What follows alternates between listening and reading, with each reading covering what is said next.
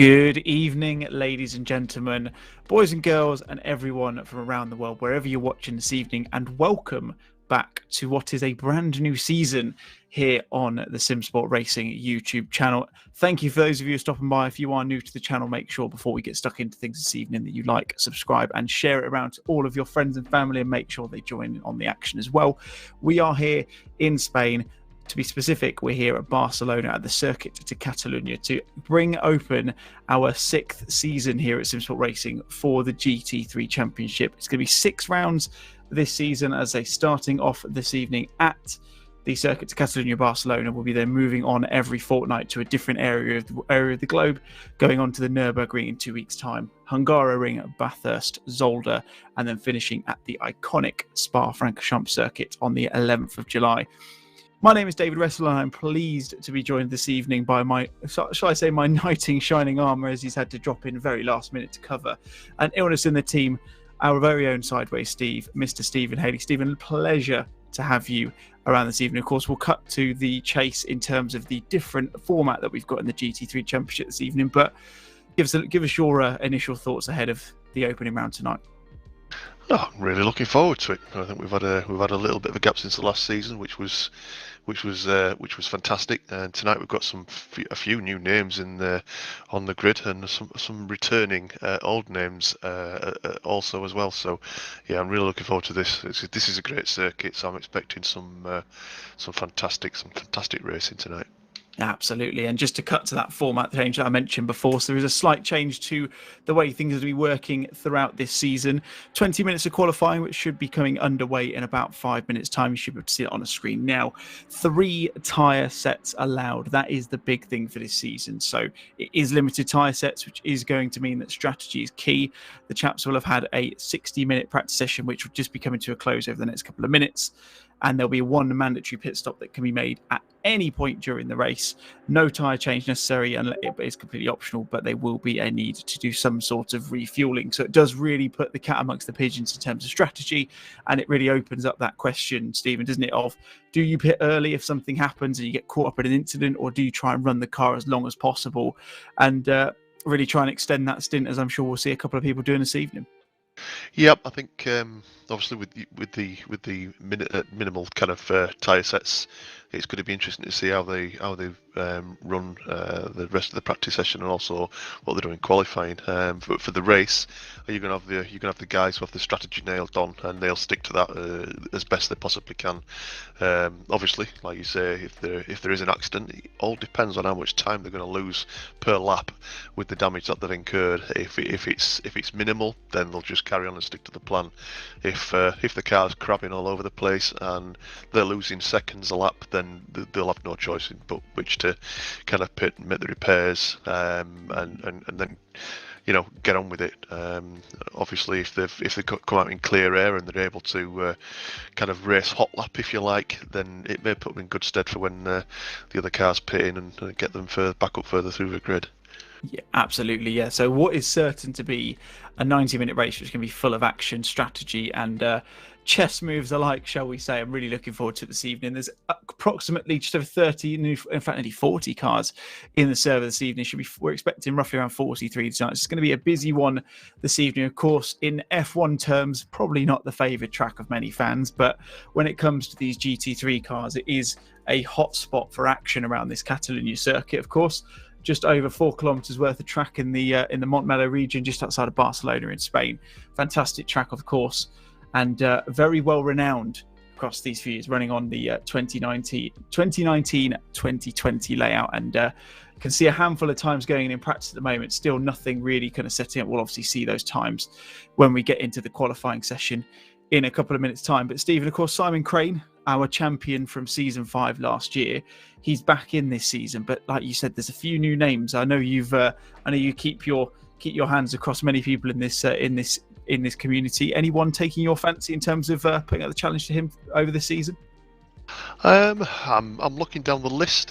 We have Mr. 𝗬𝗚𝗓𝗏, who's a pretty quick guy. We've got 𝗦𝗘𝗏𝗡𝗏, Simon, a couple of guys that we know. Robbie Stapleford, he's also a very, very fast guy. We've got Rich Smith, Regan. There's so many names to mention. It's all gonna pan out. We just have to see. Carolis, we've got Kieran, there's Mark, there's Yannick. There's that many guys in there who could take wins. I'm not even going to call it. I'm not a betting man, so I'm not even going to go there. Probably very sensible. I think what that is basically meaning, ladies and gentlemen, is that we've got a fantastic field that is going to be with us for the next 6 rounds. And like Stephen said there, I also very, very much looking forward to it as well. Should be an absolute cracker. If you want to follow the timings this evening, then you can head over to pitwall.live and you can search for the Simsport Solutions channel for that one, so you can see all of the timings as the guys go through the race. You also keep an eye on stint times as well. You will see on the timing tower throughout the race that we'll be able to keep abreast of those who are making their mandatory pit stops, and we'll do our best to keep you guys fully in the loop as per roughly what we can assume they're doing in terms of strategy. Of course, they'll keep their cards very close to their chest, as you can imagine. I'm sure we'll see a lot of people doing slightly different things as we go through. I've no doubt they've been practicing quite a fair bit on the weeks running up to this. If you want to get involved on any of the socials, then head over to Facebook and look for Simsport Racing. All of these links are in the description on the video, but on the stream, by the way. If you want to head over to Instagram, you've got Simsport Racing over there, Simsport_Racing on Twitter, and Simsport-Racing.com if you want to head over to the website. And if you want to get involved in the racing, or if you want to join Steve and myself and our infamous broadcast director, Stephen Proudly, who's on the cameras this evening, then head over to the Discord link in the description. Get yourself involved, and you can get yourself out on track with some of the very, very best around, and people who have forced me into the commentary box because they are just that quick. And Stephen, I don't want to say the same for you, mate, but I have been seeing you in here a little bit more often than recently. So I'm hoping that's not you taking off the gloves for good, I'm sure. Oh, definitely not. No. I'm just filling in where the gaps need filling. It's been fun, but no, I'm much more prefer being behind the steering wheel, as it were. Absolutely. Well, not for tonight, I'm afraid, but I'm sure we'll have some fantastic racing nonetheless. I believe qualifying is just about to get underway, so we should be able to cut to the track in a minute. So you cut to those guys now. And 20 minutes for them to set a time. It's 1 o'clock server time.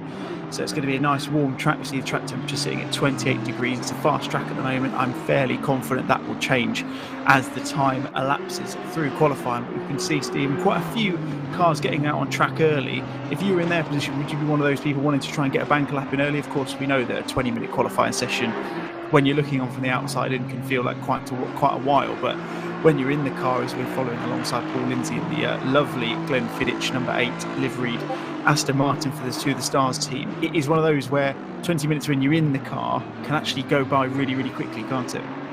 It does, and as you say, I think it's best to get in there, get a banker lap. I mean, it's precisely what I would do.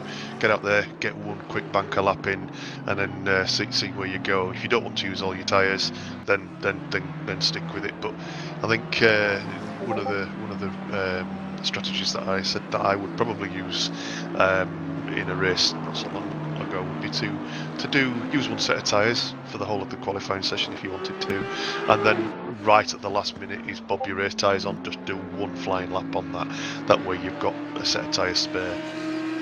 Yeah, absolutely. And like you say, with those 3 tyre sets, of course, they have had an hour-long practice coming into this. So they started practicing around about 6 p.m. when everyone jumped into server local time in the UK. So there's been a bit of time to do that. But we're going to jump on board with Luke Rogers in the SLR number 21 Audi. He's one of those guys who's been pretty vocal in the community over the last couple of days and been very open and honest about how he's not particularly comfortable, I think, it seems, with the Ferraris, with the Audi rather, as he comes into the first couple of corners. Of course, that sweeping right left and into the Renault corner, which just feels like it goes on forever. And it's one of those where, Stephen, you want to get on the power as early as possible, but it is one of those places where if you run out a bit too wide, you are going to invalidate your lap, isn't it? So it's something you've got to kind of it's a bit of a balancing act. And then I suppose Barcelona's one of them, isn't it? You kind of you have to strike a balance. It is a lot about flow. You want to try and keep momentum up, and it's going to be interesting to see how people like Luke there, especially, like I say, because he's been quite open and honest about saying he's not necessarily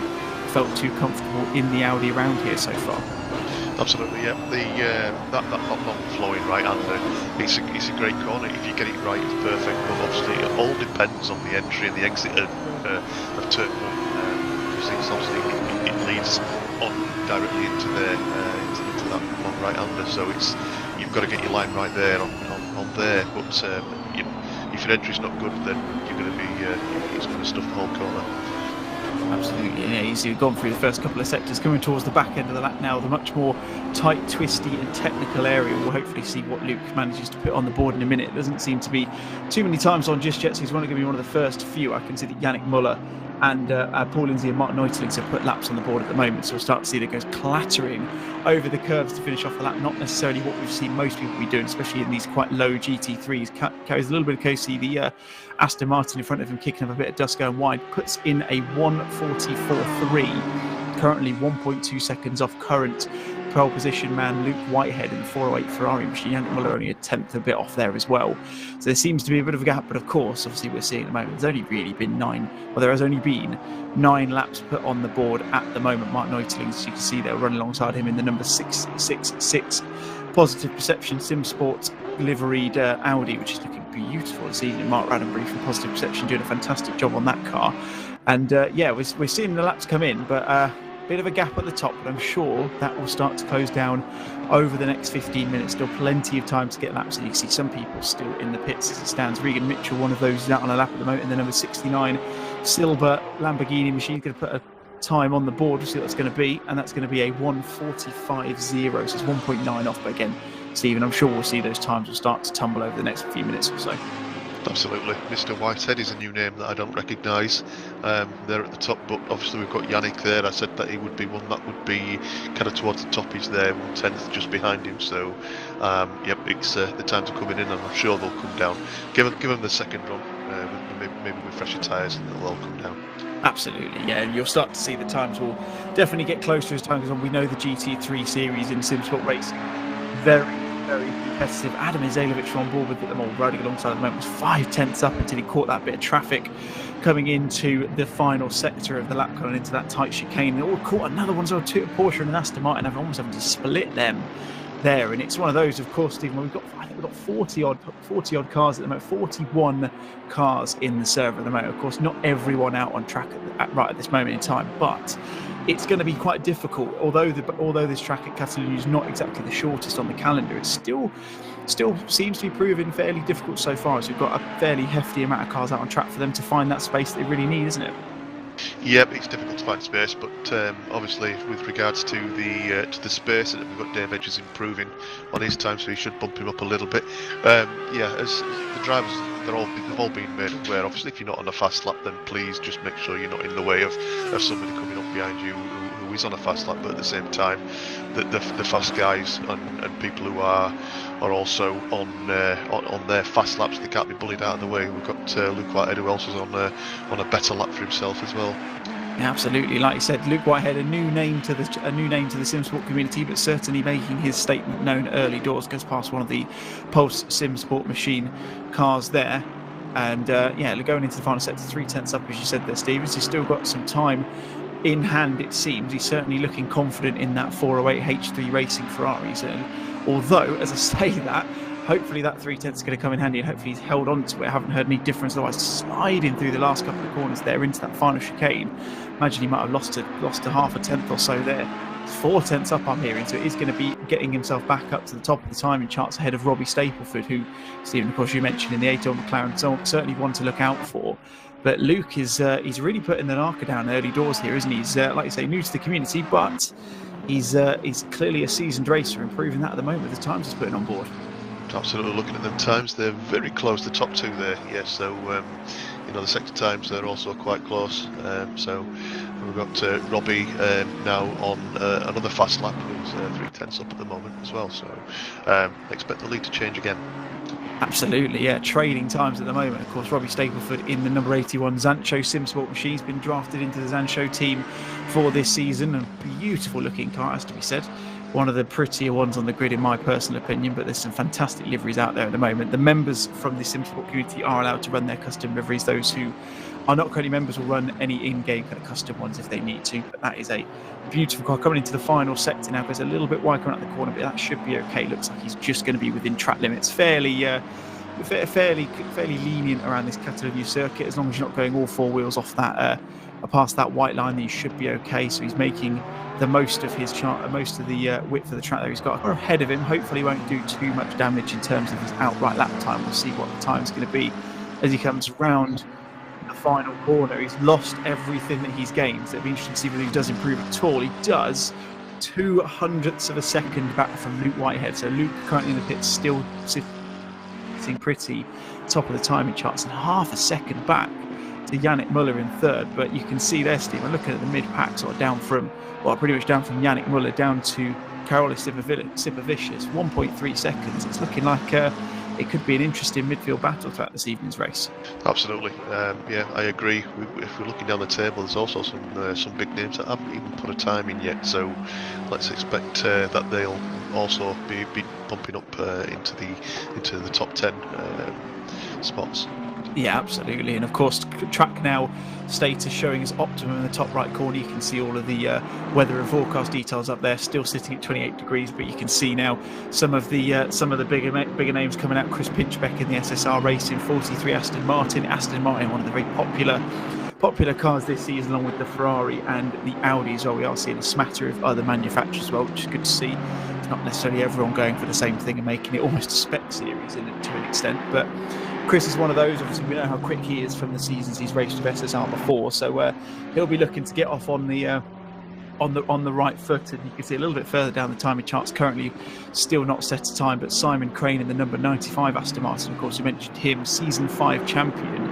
He'll want to get off to a good start as well, and in that Pole Simsport machine, if he's on a flying lap at the moment, I don't know whether he is. I'm sure we'll get confirmation of that in a moment. He's 0.2 on his time at any time he's posted at the moment, but he has got quite a bit of traffic ahead of him. So any time he does do, I would imagine, in anyone else's words, probably be considered suboptimal. So interested to see what time that will be, considering the quality we know he has. And certainly one of those where he was, he came into the first couple of rounds in season 5, Steve. Of course, he was very, very good indeed. Had a fantastic race at Kyle Army, where he came from pretty much the back of the grid up towards the pointy end in the rain there in that night race, that 90-minute race. Was a fantastic event, that one, and really proved that consistency is the aim of the game, because there was never really a round last season where he dipped significantly out of the top 5 or 6, and obviously big season this season, going very sideways through the final couple of corners into that final chicane. Still got a few people in front of him. Hopefully that won't, like I say,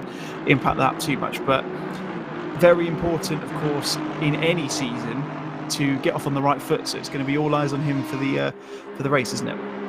Absolutely, yep. He'll be obviously the defending champion. He's everything's kind of rested on his shoulders, I suppose, really. But his first lap puts him in 27th position on qualifying chart, so not a great start by all accounts. But obviously he was. You can see he's got 2 cars in front of him, so which would possibly be putting him off there a little bit.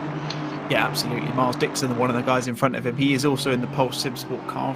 Interestingly enough, hasn't elected to don the Pole Simsport livery. He's in a bit of a sandwich, but unfortunately not showing up this evening. But he has got one of his teammates in front and behind him, so it's probably not the worst position to be in a qualifying session. Although, even though you're all trying to put your laps in, if you're going to be in a position where you're around any other drivers, being around your teammates is probably one of the more comfortable ones to be. I'm sure they're keeping everyone fully aware of what's going on inside everyone's works as well.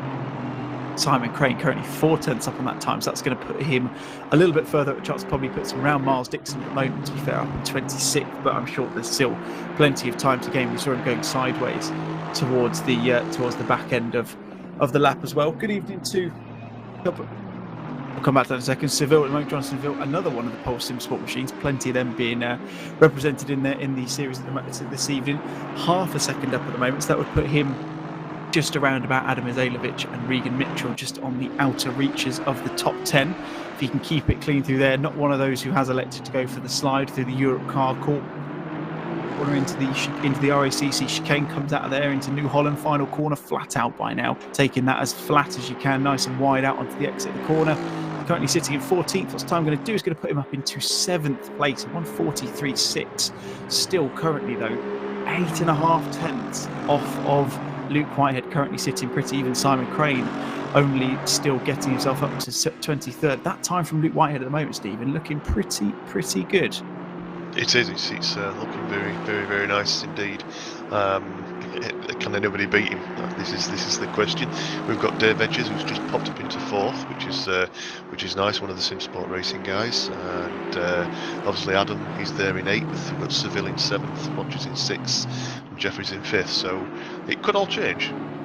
Absolutely, yeah, of course. Still 6.5 minutes left to see 𝗖𝗢𝗜𝗏𝗏 in the 𝗪𝗏𝗏 at 36 Audi. He's got a fair bit of traffic in front of him. He's currently 3 tenths up. He's got one of the, I think it's one of the Pole Simsport machines, and he's got, I think that's 𝗏𝗔𝗏𝗏𝗏 in front of him as well for good company. So certainly not where you want to be. So many cars on at the moment. One of the Pole Simsport machines likes to get out of the way. Does he go into the pits? He does. So that's going to get one car out of his way. I can imagine that's hampered his lap time at the moment. We'll see what it's going to be as he crosses the line. Still 2 tenths up and puts himself up into 11th place, so just outside the top 10 at the moment. Quick mention to those who are watching on the stream remote, who are calling out in the chat. Good evening to Aaron Van Drunen. Good Aaron to Evening Walker as well. Good evening to Aaron Walker as well. Looking to see when Rich the Rocket Smith will put his lap in. I'm sure it will be all in good time, I've no doubt, and Dean Riley, of course, as well. Waiting to see what those guys will do, see what their hands are going to be. But at the moment, it is all to do with Luke Whitehead and Robbie Stapleford sitting pretty at the top at the moment. So still time, of course, for them to probably get about 2 or maybe 3 laps in, or depending on where they are at the moment. Rich Smith, you see, on currently running alongside, 1.1 seconds off, all the way down to 17th. That is quite a small gap covering so many drivers, which puts us in for a fantastic spectacle, I think, coming for the race coming up in a few minutes' time. Of course, a 90-minute race, we mentioned before, only 3 tyre sets available to all the drivers this evening, and that's across the practice, which was an hour, the qualifying session, which has been 15 minutes into the 20 that they've got available to them, and then an hour and a half for a 90-minute long race with 1 mandatory pit stop. So really got to be careful on the tyres, and it's really going to be interesting to see if anyone has, as we see so many cars going into 𝗪𝗏𝗏𝗏 there, the chicane down towards the back end of the lap, just struggling to get any real space around them. And yeah, it's going to be interesting to see, Stephen, whether anyone's really put the stall out now and will hamper their tyres coming into the race, or whether we've got some people maybe just holding back a little bit and potentially looking to hold on to the tyres and give themselves the option of not necessarily a fresh set for the second part of the race, but at least something with a little bit less wear on. As you see, Rich Smith, it was looking like he was going to make the move. He was up on his time then, and then one of the McLarens ahead of him there, flashing the lights in, a little bit of frustration there. Dean Riley 2 tenths up at the moment, so that's going to put him right up in towards the top 5. And yeah, it's just saying there, Steve, it's going to be interesting to see whether we see people who are going to absolutely go for it in qualifying and really take the life out of one of their sets of tyres, whether we'll see some people, potentially like Dean and Rich, for example, who maybe, what do you reckon, might hold back and try and hold on to a fresher set for the second half of the race? It's possible. They're seasoned racers, and they know exactly what they're doing, and I'm sure they have their. I'm sure there are a couple of guys who have their strategy nailed on. So maybe not take out the whole life of the tyres and use them for the race, of course, because obviously if you've got half an hour to go and your tyres are completely dead, then somebody who's got a fresher set and less laps on them, they're gonna catch them pretty quick. We've got Pixley, who's just about to go a bit quicker than he were, I believe. But yeah, like I say, it depends. You know, if you're a guy who likes to start at the front and try and rump off, then you'll be doing all you can. But obviously, it's going to cost tyres. Oh, absolutely. I think that was for Rich Pixley's time there. I think he might have breached some track limits because I did notice it was quicker. But yeah, like you say, didn't seem to do anything. Simon Wilkes in the Apex Predator Simsport number 12 machine did just improve by a couple of tenths, but stuff up into 18th. And I'm still looking at that timing sheet and thinking that is very, very close to the top 18, just over a second, just under a second and a half.